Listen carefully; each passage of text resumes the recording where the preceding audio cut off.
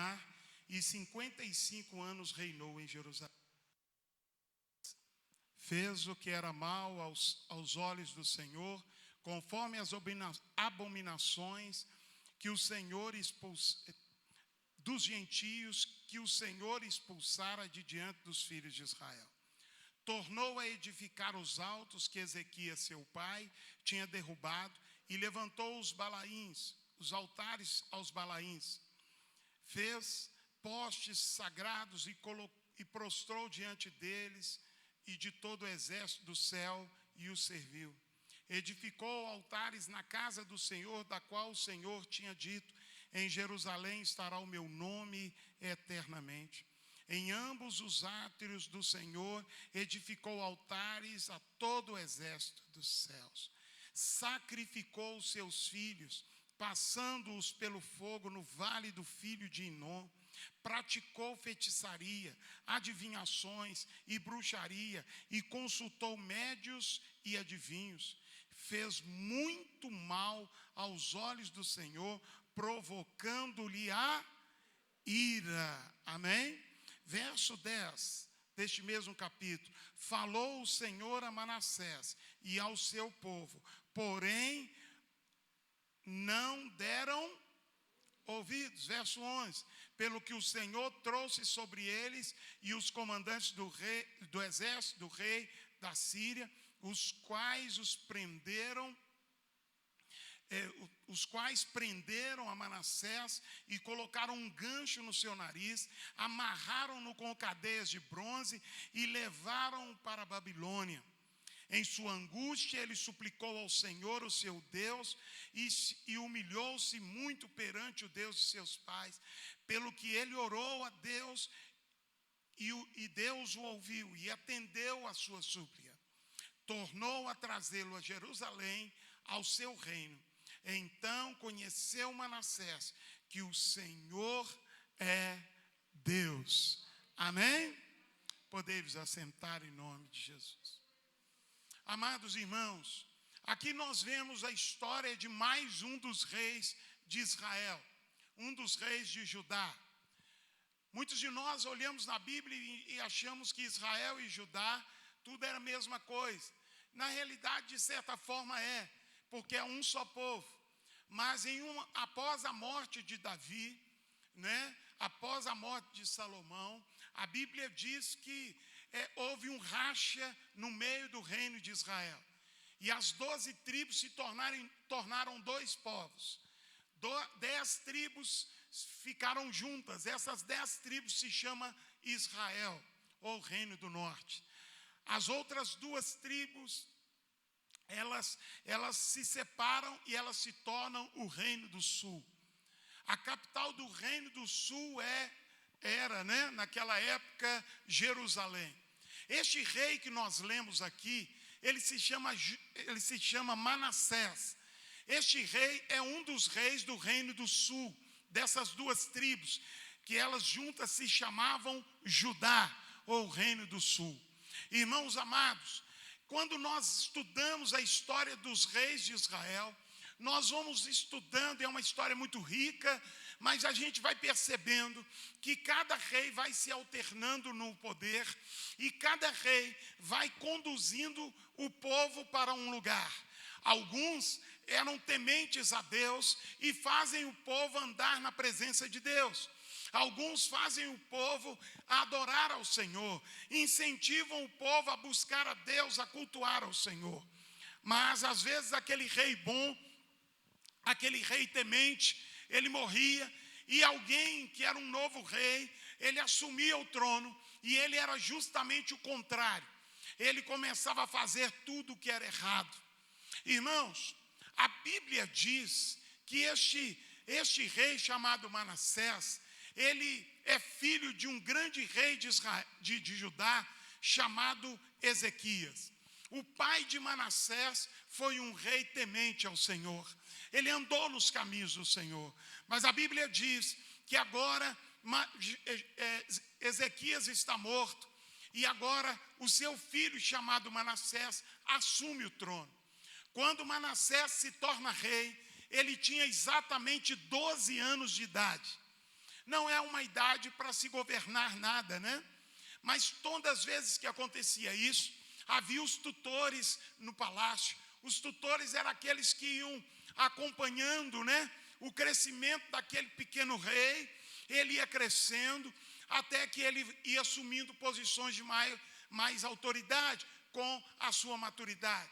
Assim foi com o rei Manassés. Ele reinou ao todo sobre Jerusalém 55 anos. O que é interessante da vida de Manassés? É interessante perceber que Manassés marcou a história de Israel de maneira muito especial. É interessante perceber, irmãos, que o mundo, a história do mundo, né, mostra muitos personagens, homens que marcaram a história da humanidade de maneira muito boa, que deixaram marcas boas. Mas a história do mundo também mostra homens maquiavélicos, homens sanguinários, homens traidores, tiranos, homens obstinados, decididos a destruir o próximo, como Hitler, por exemplo. Homens que maltrataram o próprio povo, exterminaram o seu próprio povo, né? E que entraram para a história deixando esta marca. Mas na Bíblia Sagrada nós vemos Manassés deixar uma marca muito interessante. Irmãos, nós não podemos passar no mundo sem deixar marcas em pessoas, em situações e em pessoas. Quais são as marcas que nós temos deixado na vida de pessoas?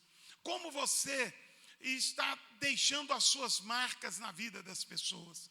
Irmãos, olha, eu fico pensando, quando a gente lê a Bíblia e a gente começa a estudar a história do apóstolo Paulo, ele diz: eu trago em mim as marcas de Cristo, né? Paulo está dizendo as marcas de Cristo que ele dizia, era as marcas dos açoites, das prisões, as marcas dos ferimentos, de apedrejamento, de naufrágios, de perseguições que Paulo sofreu por amor a Cristo. Então Paulo, ele estava falando de marcas. Quais as marcas nós temos deixado na vida das pessoas? Olha, eu dizia no outro culto, alguém chegou perto de mim, eu estava conhecendo essa pessoa, e ela: olha, tudo bem, eu sou fulano, eu sou o Marcos. Opa, tudo bem. Olha, Marcos, eu conheci um amigo seu, que você certamente não vê ele há muitos anos, e ele disse que te conhece e tudo, mandou um abraço para você. Eu falei: quem é? É fulano de tal. Ele me disse que você, o tempo que ele viveu com você, que ele conviveu com você, você fez isso e isso na vida dele, tal. Ainda bem que não foi coisa ruim, né? Porque é triste você, fulano, encontrei com ele, falou que você acabou com ele, né? Mas foi algo positivo. E eu estava ali analisando quais as marcas nós estamos deixando na vida das pessoas. Se hoje nós não estivermos mais aqui, o que marcas nós vamos deixar? Ou melhor, o que as pessoas vão poder falar a nosso respeito? Eu estou falando isso porque Manassés, este rei, o qual nós lemos, ele é conhecido como um dos piores reis que o reino do sul teve. Alguns dizem que ele conseguiu ganhar o prêmio de pior rei. Irmãos, ruim na maldade, ruim no relacionamento, ruim no tratamento para com sua família, ele ruim para com o povo, e ele não tinha nenhum temor de Deus. Então ele marca toda a história do povo de Israel como um rei mau. Qual a marca que nós temos deixado?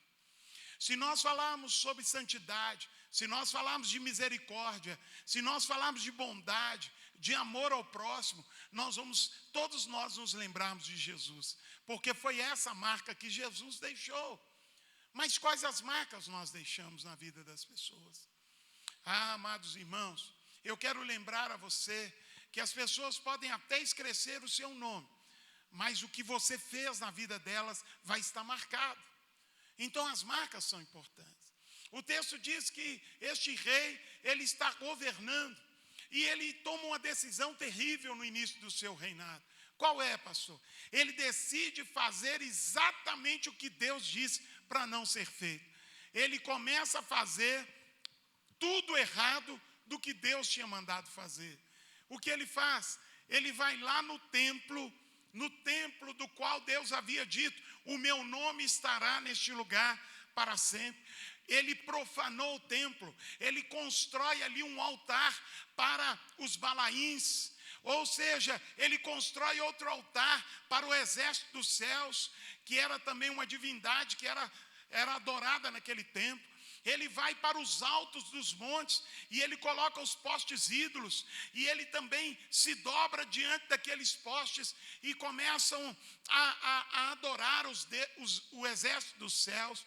Ou seja, ele não só faz errado, mas ele também leva o povo a pecar. O texto diz que ele faz o povo pecar. Tanto o rei quanto o povo de Judá começa a adorar outros deuses. Aquele rei, ele faz exatamente o contrário do que o seu pai havia lhe ensinado. Interessante, né, irmãos? Nós temos a capacidade de saber o que é certo, mas decidir fazer o que é errado. Às vezes a gente vê a placa dizendo é proibido virar ali, mas a gente vê alguma vantagem, e aí a gente fala: eu sei que é errado, mas eu vou fazer assim mesmo. Quantas vezes a gente é assim no nosso relacionamento com Deus? Quantas vezes a gente é assim na nossa vida com o Senhor? Nós resolvemos sempre fazer o que não deveria ser feito. Irmãos, Josafá foi assim, e a Bíblia diz no verso 2, que ele resolveu fazer o que era mal aos olhos do Senhor. Olha, irmãos, e olha o que ele faz. As nações que estavam vivendo em volta eram todas nações gentias. Todas aquelas nações não adoravam a Deus, não andavam nos caminhos do Senhor. Eram os gentios. E o que ele faz? Ele começa a copiar aquilo que eles faziam.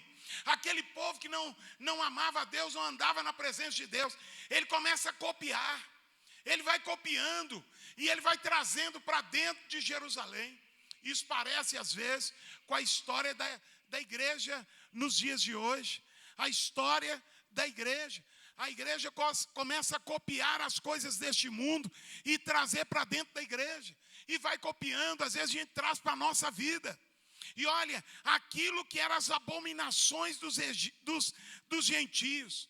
E os gentios que faziam isso, eles tinham sido expulsos do meio do povo de Israel. Deus já tinha tirado aquilo. Agora vem o rei e começa a trazer de volta. Quantas vezes Deus já nos livrou de algumas coisas. Deus já limpou a nossa vida de algumas coisas que não agradam a Ele. E nós vamos lá e começamos a trazer aquela podridão para dentro. Começamos a trazer de volta aquilo para dentro da nossa vida. E ele começa a fazer o que era mal. No verso 3 a Bíblia diz: ele tornou a construir altares pagãos. Olha o que diz o verso 3. Edificou os altos que Ezequias, seu pai, tinha derrubado. Levantou os altares aos Balaíns. Fez postes sagrados. Dobrou-se e prostrou-se diante do exército dos céus e os serviu. Ele faz totalmente o contrário. Quanta gente conhece a palavra, sabe o que é que tem que ser feito, mas não faz do outro jeito. Ah, não, eu acho que tem que ser desse jeito. Eu vou fazer desse jeito. E quanta gente está se dando mal por causa disso. Às vezes, irmãos, o problema é simples, é porque a gente não está disposto a obedecer. Irmãos amados, a Bíblia Sagrada diz que este homem não parou por aí. Olha o que ele faz no versículo 6. Versículo 6 diz: sacrificou os seus próprios filhos. Sacrificou os filhos, passando eles pelo fogo no vale de Inom. Irmãos, ele sacrifica os filhos. Está ali sacrificando. Você imagina você pegar o seu filho e jogar no fogo, queimá-lo, sacrificando a uma entidade. Ele faz isso com sua família. Ele faz o que é mal. Ele nunca tinha visto o pai dele fazer isso, porque o pai dele adorava o Deus de Israel, ao Deus de Abraão. E ele então resolve fazer diferente do pai. Tem quanto filho aí que já ouviu do evangelho, conhece a palavra de Deus, mas não, ele tem que ser diferente. Então ele começa a fazer tudo errado. Tudo errado. Irmãos, este homem não para por aí. A Bíblia diz que ele consultou os adivinhos, ele consultou os feiticeiros, ele consultou os médicos, os médiuns, os agoureiros, que a Bíblia diz, os adivinhos. Ele começa a consultar e a praticar feitiçaria. Tudo aquilo que Deus abomina é o que este rei resolve fazer. Quanta gente eu conheço que conhece a palavra de Deus e quer fazer errado. Mas olha, irmão, muitas vezes Deus permite a gente ir aprontando. Deus vai permitindo, sabe por quê? Deus é bom, Ele é misericordioso. A gente vai errando ali, vai errando. E Deus está ali naquela compaixão, aquela misericórdia da nossa vida. Mas vai chegar um tempo em que Deus vai cobrar aquela situação. Olha o que a Bíblia diz. A Bíblia diz no verso 10 que Deus fala com o povo para eles voltarem, para eles se arrependerem, para eles mudarem de vida. Mas o verso diz: o Senhor falou a Moisés e ao seu povo, porém eles não deram ouvidos. O pastor prega, o líder de célula prega, o outro ensina, o outro fala, um irmão fala, Deus fala e a pessoa não muda. Quanta gente tem sido assim? Eu conheço pessoas que, quantas vezes eu disse para ele: muda, rapaz. Onde ele está agora? Lá na José Maria de Alquimim, preso. E eu disse: muda, porque se você não mudar, as coisas vão ficar muito ruins para o seu lado. E a pessoa não muda, ela quer pagar para ver, ela quer, não, mas que é isso, Deus, eu sei, que você acha que, irmãos, Manassés foi assim, ele achou que era demais. E aí o que a Bíblia diz? Quando eles não se dobram, Deus permite, verso 11, pelo que o Senhor trouxe. Quem é que trouxe, irmão? Está até em caixa alta lá. Quem trouxe? O Senhor. Interessante, né? Se você olhar na Bíblia, sempre Deus permitiu uma nação se levantar contra o povo dele. Talvez alguém diga assim: Deus é mau, está vendo? Como Deus é mau? Deus permitindo uma nação atacar o seu povo. Irmão, não é porque Deus é mau, é porque aquilo é consequência de pecados. A gente vai abrindo áreas da nossa vida, o inimigo vai atacar. Muitas vezes nós vamos fazendo coisas erradas e aquilo, irmão, um abismo vai chamando o outro. E as coisas vão piorando. E a gente fica assim: onde está Jesus que não faz nada? Irmão, Jesus continua no mesmo lugar que ele está, te amando tremendamente. Mas se nós abrirmos brecha, o inimigo virá. E aqueles comandantes do rei da Síria, do reino da Síria, eles vêm e prendem Manassés. Prendem aquele rei, e agora está preso. A Bíblia diz que os ganchos são colocados no seu nariz. Ele é amarrado com algemas, com cadeias, e ele é levado cativo, é levado acorrentado para a Babilônia. Ele está humilhado agora. Ele está ali humilhado, vencido, envergonhado. E está ali preso em algum lugar da Babilônia. Irmãos, muitas vezes o servo de Deus passa por coisas que ele não precisava passar. Por quê? Porque tem tudo para dar certo, mas resolve fazer o errado. E a Bíblia diz que Manassés está lá e só naquele momento ele percebe como Deus deu chance para ele e ele não deu ouvidos. Olha, irmão, eu citei aqui pela manhã, eu queria citar de novo. Uma pessoa passou por mim, ela não tem vindo mais à casa do Senhor, não tem buscado mais a Deus. E ela ficou assim meio sem jeito, achando que eu ia ficar pressionando ela a voltar. Ela me encontrou e ela já foi logo dizendo assim: não, eu já sei, pastor, e tudo. Eu vou voltar pela dor. Pode deixar que eu vou voltar pela dor. E foi embora.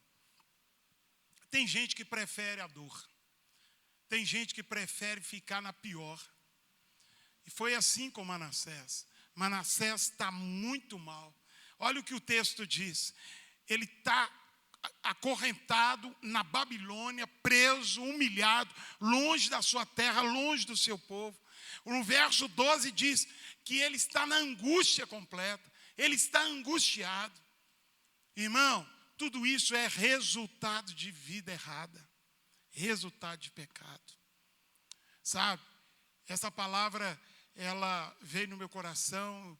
Eu disse, Deus, mas o que dizer dessa palavra? E é verdade. Nós todos podemos ser um Manassés. Nós podemos, em algum momento da nossa história, resolver fazer o errado, quando nós deveríamos fazer o certo. Às vezes, em uma área da nossa vida, não toda a nossa vida, mas uma área da nossa vida, nós tínhamos que fazer de outra maneira, mas nós insistimos no erro. E olha o que acontece. Olha, irmãos, Deus, por misericórdia, permite situações difíceis. A Bíblia mostra que ele está na Babilônia, acorrentado e humilhado. Verso 12, angustiado, ele suplicou ao Senhor, o seu Deus, humilhou-se muito perante o Deus dos seus pais. Irmãos, Manassés é como o filho pródigo do Velho Testamento. Lembra do filho pródigo da parábola? Lembra que o filho pródigo tinha uma vida abençoada ao lado do seu pai? E de repente ele cisma de ir conhecer o mundo. Ele larga o seu pai, ele larga a sua família. E o pai, por mais que pede para ele não ir, ele vai. Ele pede herança. Pai, me dá a minha parte da herança. E ele vai embora. E ele gasta a sua fortuna, gasta a sua herança. Ele arruma amigos de ocasião. Por causa do seu dinheiro, ele juntou amigos. Mas quando o dinheiro dele acabou, os amigos foram embora. E a parábola diz o quê? Que quando ele ficou sem dinheiro, ele se viu trabalhando para alimentar os porcos. E ele tinha inveja da comida dos porcos, de tanto era ruim a vida dele. Irmãos, esse é a realidade de muitas pessoas. Eles estão sofrendo porque decidem fazer o que não era para ser feito. O pai disse, não vai, não, eu vou. Não faz, eu faço. Não é assim, não é assim. Quantas vezes nós ficamos medindo força com o Espírito Santo, medindo força com Deus em alguma área da nossa vida. Olha, a Bíblia diz que Manassés agora está na pior. Ele está caído, está preso. Mas, irmão, lembre-se de uma coisa. A Bíblia diz que Deus é um Deus rico em misericórdia. Deus é rico, perdão do sonho. Deus é rico em misericórdia. Deus é rico em misericórdia. O texto diz que ele, verso 12, ele está angustiado, derrubado. Mas ele clama ao Senhor, ele suplicou ao Senhor. A Bíblia diz que ele se humilha diante do Deus dos seus pais. Irmão, nada melhor do que um problema, de uma dificuldade, para às vezes colocar a gente no prumo. Ah, pastor, que é isso? Eu estou falando a verdade. Às vezes, irmão, tem problema que a gente tem que dar graças a Deus, porque aquele problema vai fazer a gente orar um pouco mais. Porque quando a coisa está tranquila, a gente não ora não. A gente, tá bom. A gente, vamos fazer churrasco. A gente não lembra de nada, a gente quer curtir o momento. Mas às vezes Deus usa situações para mexer com a gente. Aquele homem, ele agora está de joelhos diante do Deus dos seus pais. Agora ele lembrou do que o pai pregou para ele, do que a mãe ensinou. Olha, irmão, tem situação que Deus está providenciando para fazer a gente levar em consideração a palavra que a gente ouve na igreja. Porque enquanto está tudo bem, tudo bem, está tudo tranquilo. Mas a vida dá muita volta, irmão. Esse homem está na Babilônia, ele era um rei, agora ele está escravizado, com ganchos no nariz, está algemado, julgado numa cadeia. Ele agora está percebendo o quanto ele errou. E olha, irmãos, olha que coisa interessante. Ele ali no meio daquele sofrimento, ele resolve clamar ao Senhor. Mas Deus é tão bom, que olha o que Deus faz, verso 13. Depois que ele orou, Deus o ouviu e atendeu a sua súplica. Diga, tem jeito para a minha vida. Irmão, quando a gente ora, quando a gente se arrepende, Deus muda a nossa história. A Bíblia diz que o salmista diz lá no Salmo 34, 32, a Bíblia diz que o salmista sofria enquanto ele escondia o pecado. Mas quando ele confessou o seu pecado, o peso da mão do Senhor foi tirado sobre a vida dele. Irmãos amados, muitas vezes, o caminho para mudar a história nossa é o caminho do arrependimento.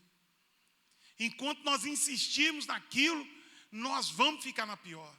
Mas esse homem chamado Manassés, ele se arrepende e Deus ouve o seu clamor. Verso 13 diz: Deus ouve a súplica e Deus restitui. Olha o que a Bíblia diz: tornou a trazê-lo para Jerusalém, tornou a trazê-lo para o seu reino. Deus traz este homem de volta. Isso é restituir. Deus está restituindo aquilo que foi tirado dele. Foi tirado o reino, foi tirado sua liberdade. Agora, depois que ele se arrepende, Deus está trazendo de volta. Deus, ele dá-nos segunda chance, graças a Deus por isso. Deus nos dá a segunda chance. Irmão, eu me lembro aqui uma coisa. Eu tenho um amigo extremamente usado por Deus, um homem de Deus. Penso numa pessoa que, ministério assim, extraordinário. Mas quanto mais ele era bom, ele começava a aprontar as escondidas. E todo mundo mais chegado dele conhecia ele, falava: rapaz, Deus tem te usado de uma maneira tão linda. Não faz isso não. Ah, não, sai para lá, que você está falando demais. Ah, não, sai para lá. E ele começava a cortar todo mundo que Deus usava para falar com ele. Sabe o que aconteceu? Hoje ele está no pó. Perdeu tudo. Ele não tem coragem nem de passar perto da gente que é pastor. Que ele fica envergonhado, porque quantas vezes Deus nos usou para falar. Mas até para este irmão que eu me refiro aqui, até para esse que foi um grande pregador, tem uma chance. Olha esse Manassés, fez o que fez e Deus o perdoou. E olha o que o texto diz, a Bíblia diz que Deus, então, traz ele de volta para Jerusalém. E só aí, este Manassés reconhece que o Senhor era Deus. Às vezes Deus permite levantar os inimigos para nos trazer dificuldade. Mas não é porque Deus não nos ama, é porque Deus vai nos trabalhando com aquilo. Sabe, eu dei o exemplo do remédio, né? Quem gosta de tomar aqui uma bezetacil, diga amém. Tem gente que gosta de bezetacil. Tem uma irmã aqui de manhã que falou amém. Falei com ela que eu vou trazer uma bezetacil para ela no próximo culto. Irmão, bezetacil, quem já tomou aí? Acho que nem existe isso aí. Existe isso ainda? Existe, né? Irmão, mas é tomar e resolver o problema, sim ou não? Dá aquele negócio, pronto. Você parece que o braço vai cair no chão, mas você está curado. Amém, meu irmão? Aquele sujeito grita que o hospital todo ouve, mas você está curado. Sabe, às vezes tem situações ruins que Deus vai permitir, mas é para o nosso bem. Olha, talvez se Manassés não tivesse sido escravizado e levado para a Babilônia, Manassés continuaria no seu erro. Mas Deus é um Deus que trata. Como o próprio Davi diz, é melhor cair na mão de Deus do que na mão dos homens. Porque Deus se lembra da misericórdia. Deus trata. E o que Manassés faz depois que Deus restaura ele? Manassés volta e ele começa a restaurar tudo que ele tinha destruído. Manassés começa a reconstruir. Ele começa a fazer tudo novo. Irmãos, quando Deus dá uma nova chance, viva de maneira correta. Faça o que agrada a Deus. Olha, essa é a chance que Deus me deu. Eu quero fazer diferente. Eu quero acertar dessa vez. Quem me entende, diga amém. Olha o que a Bíblia diz. A Bíblia diz, verso 14, depois que ele foi restaurado, depois disso ele reedificou o muro. A Bíblia diz, irmãos, que ele levantou o muro bem alto. Ele vai tratando a cidade, ele vai cuidando daquela cidade. O verso 15, ele tirou do templo do Senhor os deuses estranhos. Ele foi lá e limpou o templo.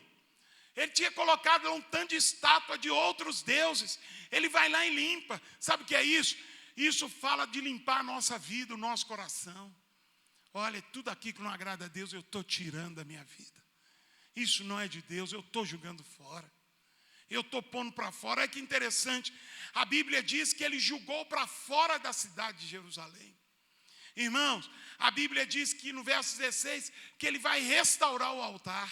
Ele restaura o altar do Senhor. E ali ele oferece sacrifícios e ofertas de adoração, sacrifícios e ofertas de ação de graças. Irmão, quantas vezes nós poderíamos ter feito isso desde o começo, né? Mas a gente prefere aprender errando. Irmãos, este homem muda de história. E o povo que ele tinha feito errar, agora ele está dizendo para o povo: olha, vocês agora vão servir ao Senhor, o Deus de Israel. Vocês agora vão servir ao Senhor. Irmãos, Deus deu uma nova chance para Manassés. Deus também nos dá novas chances, novas oportunidades de vivermos uma vida nova na presença de Deus. Você pode fechar os seus olhos. Talvez eu preguei essa palavra e você está se perguntando: meu Deus, mas o que será na minha vida? Talvez não toda a vida, mas talvez uma área da sua vida precisa ser restaurada. Uma área precisa ser mudada. E eu convido você agora, de olhos fechados, assim como Manassés percebeu que tinha área da vida, que a vida dele precisava de mudança. E ele, angustiado, ele pede perdão ao Senhor. Ele se humilha diante do Senhor. Eu quero te convidar a fazer isso. Vamos orar em nome de Jesus? Meu Deus e meu Pai, Senhor, Tu és soberano, Tu és poderoso, Tu és digno de glória, de majestade, de poder e de autoridade. Não há outro como o Senhor. Pai querido, Manassés andou longe da sua vontade. Manassés fez exatamente o contrário do que o Senhor esperava. Como diz a Tua palavra, ele fez o que era mal aos olhos do Senhor. Mas, Senhor, Tua palavra diz e mostra que o Senhor não desistiu dele. E nós sabemos que o Senhor não desiste de nós. Nós sabemos, Senhor, que a própria ceia, a cruz de Cristo, é a prova de que o Senhor não desiste de nossas vidas. E nesta hora, Senhor, nós queremos nos preparar para participar da ceia. Senhor, nós queremos estar, ó Deus, com a nossa vida no altar do Senhor. Tira de nós toda acusação, Senhor. Tira, Senhor, toda acusação, em nome do Senhor Jesus. Pai soberano, Deus bendito, nos colocamos diante da Tua presença neste momento, meu Pai, nos preparando para a ceia do Senhor. Ó Deus, e aqui com nossos corações abertos, meu Pai, nós pedimos perdão pelas nossas falhas, pelos nossos pecados, nossos erros, aquilo que fizemos que não Te agradou, meu Pai, que não agradou o nosso próximo. Deus, perdoa-nos, ó Pai. Deus, reafirmamos aqui o nosso compromisso de ser fiel ao Senhor, de andar pelos Teus caminhos, meu Pai, de andar na Tua presença, Senhor. Deus, nós Te pedimos perdão pelos nossos pecados, meu Pai. Queremos participar do Teu corpo e do Teu sangue. Louvado seja o Teu santo nome. Amém e amém.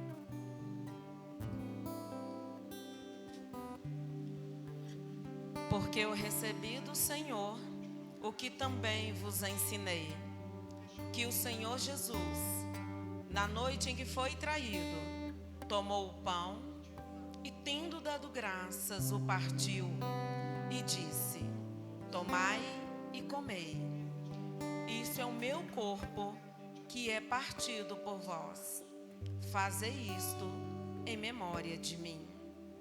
Semelhantemente também, depois de cear, tomou o cálice, dizendo: esse cálice é o novo testamento no meu sangue, fazei isto todas as vezes que beberdes em memória de mim. Porque todas as vezes que comerdes esse pão e beberdes esse cálice, anunciais a morte do Senhor até que venha.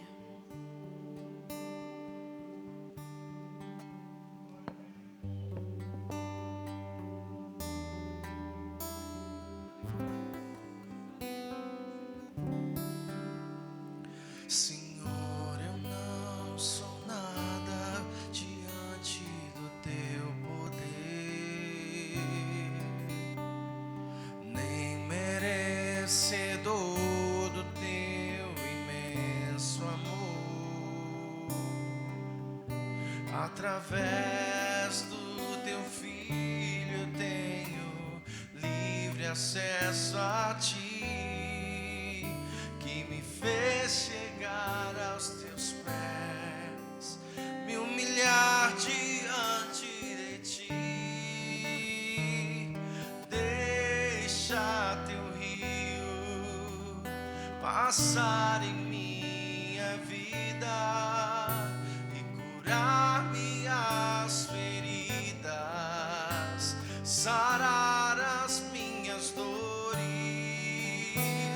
Livra-me, ó Deus, das cadeias que me prendem.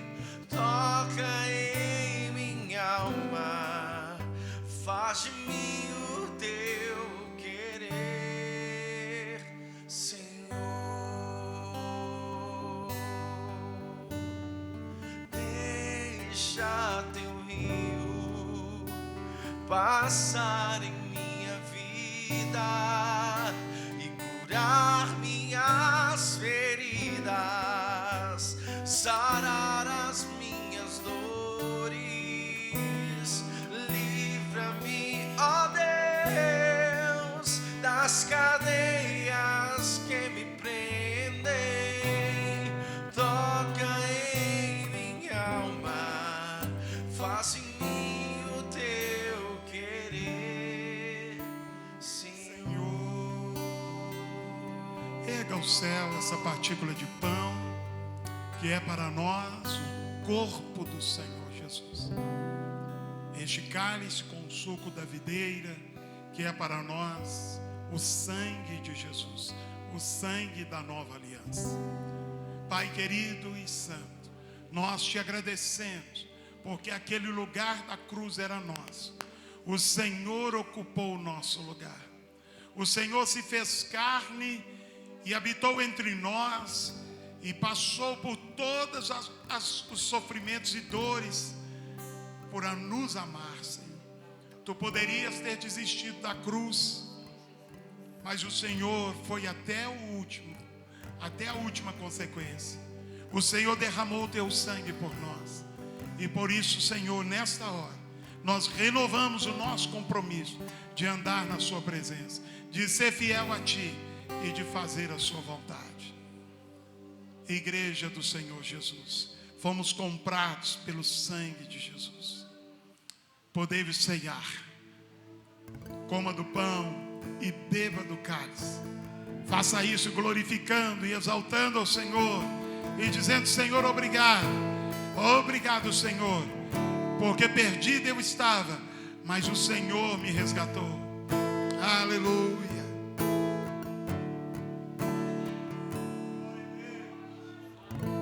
Eu sei que se eu te obedecer e se tua voz eu ouvir e teus mandamentos guardar, serei bendito por onde eu passar. As tuas bênçãos vou receber, o teu favor vai me alcançar. Eu sei, pois eu confio